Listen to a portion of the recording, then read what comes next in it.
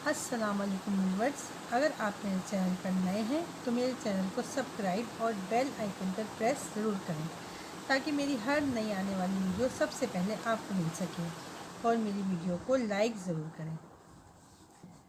بسم اللہ الرحمن الرحیم۔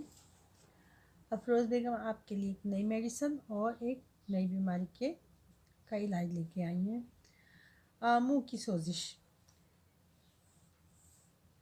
اس مرض میں منہ کی اندرونی جو جھلی ہوتی ہے، ہمارے جو منہ کا اندر کا حصہ ہوتا ہے وہ سرخ ہو جاتا ہے، یعنی جھلی جو ہوتی ہے وہ سرخ ہو جاتی ہے اور اس پر ورم آ جاتا ہے۔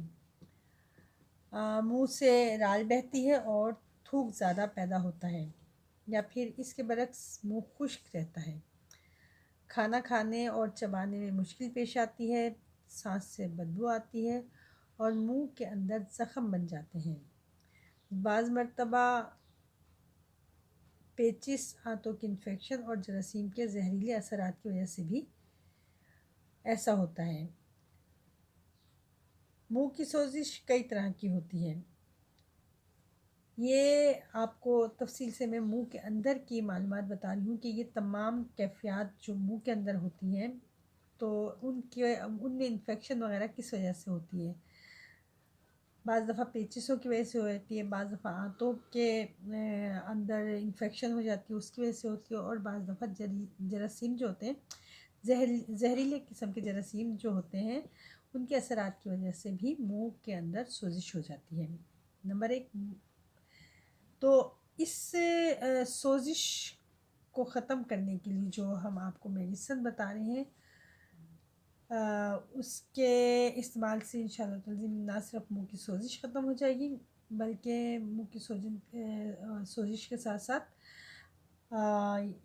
جو انفیکشن ہوگی وہ بھی ختم ہو جائے گی۔ نمبر 1، منہ کے اندر سوجن ہو جاتی ہے۔ اس میں منہ کے اندر میوکس میمبرین مسوڑوں رخساروں کی اندرونی سطح سرخ اور مترنم ہو جاتی ہے، اس میں رال بہنے لگتی ہے۔ یہ بھی منہ کے اندر کا حصہ ہوتا ہے، یعنی کہ مسوڑوں کے ساتھ کا جو حصہ ہوتا ہے، رخسار جسے ہم کہتے ہیں، بالکل ساتھ جڑا ہوتا ہے اندرونی حصہ، تو وہ بہت زیادہ سرخ ہو جاتی ہے اور اس میں سے رال بہنے لگتی ہے۔ نمبر 2، منہ کا پکنا۔ اس میں منہ سے سخت بدبو آتی ہے۔ تھرش، منہ اور دانتوں کی صفائی نہ کرنے کی وجہ سے ایسا ہوتا ہے، اور اگر ہم برش نہیں کرتے، منہ کی صفائی نہیں کرتے تو اس کی وجہ سے بعض دفعہ منہ پک جاتا ہے۔ اور اس کے علاوہ ہمارے جو اگر معدے کے نظام جو ہوتا ہے، ہمارا معدے کا نظام جو ہوتا ہے، اگر اس میں خرابیاں پیدا ہو جائیں تو اس کی وجہ سے بھی یہ منہ پکنا شروع ہو جاتا ہے۔ تھرش میں منہ کے اندر لیس دار تھوک بکثرت بنتا ہے، یعنی کہ ہماری جو منہ کے اندر ہے وہ جو تھوک جو ہوتا ہے وہ بہت زیادہ لیس دار اور چپچپا ہوتا ہے، وہ بہت زیادہ بننے لگتا ہے۔ یہ منہ کی سوزش کے بارے میں بتا رہی ہوں کہ منہ کے اندر کیا کیا معاملات ہوتے ہیں۔ نمبر 3، منہ کے بدبودار زخم۔ جب منہ کی سوزش ہوتی ہے تو اس کے اندر یہ فرسٹ میں بتایا کہ منہ کے اندر سوجن ہو جاتی ہے، سیکنڈ میں میں نے بتایا کہ منہ پکتا ہے، اور نمبر تھرڈ میں منہ کے بدبودار زخم، یعنی کہ اندر زخم ہو جاتے ہیں۔ یہ مرض مسوڑوں میں زخم بن جانے کی وجہ سے ہوتا ہے، اور جس کی وجہ سے مریض کمزور ہو جاتا ہے، اس سے کھایا پیا نہیں جاتا اور اسے بخار ہو جاتا ہے، اور زخموں سے گندا مواد پیپ جو ہوتا ہے وہ جب ہمارے معدے کے اندر جاتا ہے تو وہ اس سے انفیکشن پیدا ہو جاتی ہے۔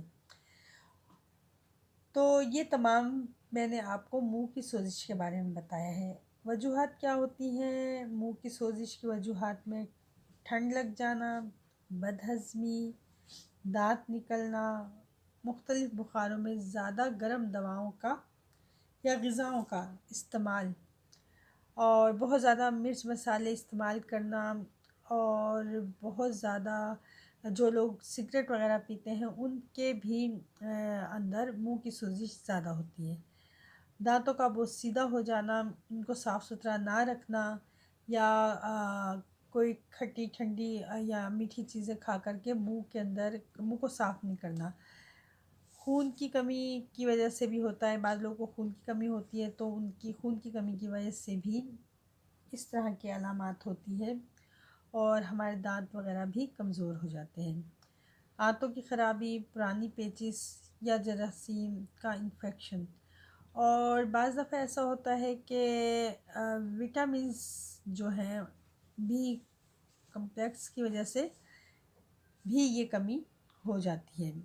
یہ تمام کی تمام جو وجوہات ہیں یہ سب منہ کی سوزش کی وجہ سے ہیں، تو اگر ان کا علاج کرایا جائے تو بہت جلدی فائدہ ہو جاتا ہے، کیونکہ اگر ہم غذا ہی نہیں لیں گے پیٹ کے اندر تو ہم لازمی کمزور ہو جائیں گے، اور ہم سے اٹھنا بیٹھنا اور کسی قسم کے معاملات میں حصہ لینا مشکل ہو جائے گا۔ وٹامنس کی کمی بہت زیادہ ہو جائے گی، کھانا پینا دوبر ہو جائے گا، اور کوشش کریں کہ جس قدر بھی ہو سکے ہلکی اور آرام دہ غذا کھائیں۔ جس طرح میں نے آپ کو بتایا ہے کہ ان تمام چیزوں میں آپ نے میڈیسن جو استعمال کرنی ہے، اس کے اندر جو آپ نے میڈیسن استعمال کرنی ہے، اگر آپ کے ساتھ یہی پرابلم ہے منہ کی سوزش کے اندر، یا ان میں سے ایک دو بھی پرابلم ہے، تو آپ نے بورک ایسڈ استعمال کرنی ہے، اور آدھا کپ پانی لینا ہے، اور اس میں صرف 5 قطرے ڈالنے ہیں، اور 4 خوراکیں آپ نے لینی ہیں گی 4 گھنٹے کے بعد۔ اگر آپ اس طرح خوراکیں لیتے رہیں گے تو بہت جلدی آپ کو آرام آ جائے گا۔ اور اس کے علاوہ آپ نے غرارے بھی کرنے ہیں گے، تو آپ نمک کے بھی غرارے کر سکتے ہیں، اور غراروں کی ایک دوا ملتی ہے میڈیکل سے، تو وہ بھی آپ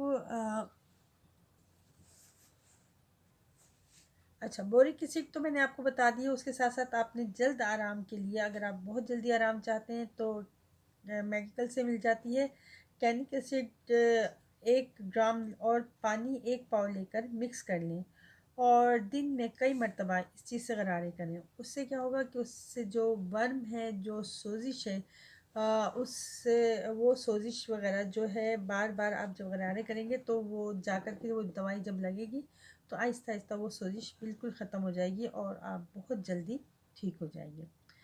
اگر آپ کو میری ویڈیو پسند آئے تو میری ویڈیو کو لائک، شیئر، سبسکرائب اور بیل آئیکن پر پریس، اور اپنے کمنٹس ضرور دیں۔ شکریہ، خدا حافظ۔